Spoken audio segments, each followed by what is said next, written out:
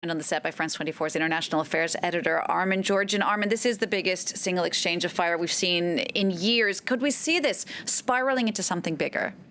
Well, it seems very unlikely that Prime Minister Netanyahu would risk a bigger conflict just because Hezbollah was trying to save face after they were attacked in southern Beirut a few days before. Of course, Netanyahu has this standard line that we're ready to protect ourselves by any means. But the reality is, Israel has not been involved in an actual war during the 13 years that he's been prime minister. And if you go back to the last time Israel was involved in a full-blown war, that was 2006 with Hezbollah.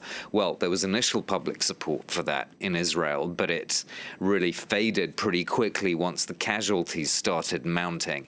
And Netanyahu particularly can't risk that just before a parliamentary election, which is coming up. And as for the Hezbollah chief, Jeannie, well, Hassan Nasrallah has his own reasons for keeping a lid on this, because Hezbollah is part of the Lebanese government, so it's part of the political fabric in a way that it wasn't back in 2006. So an actual war now would mean a big backlash against Hezbollah in Lebanon.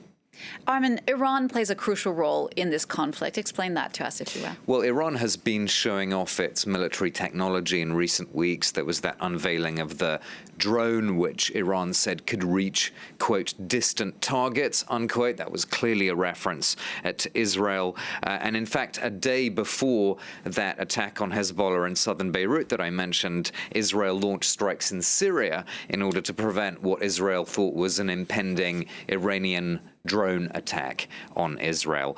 So Israel has been worried really throughout this war in Syria about Iranian entrenchment in Syria. And of course, it's also worried about the transfer of weapons and technology from Iran to Hezbollah. Israel wants to prevent the transfer of game-changing weapons from Iran to Hezbollah. Having said all that, Jeannie, some experts also say that Hezbollah is actually facing a financial crunch because of Iran's own problems, its own economic turmoil, and because Iran has stretched itself in Syria and other places in the region as Iran tries to push back against Saudi Arabia and Saudi Arabia's allies.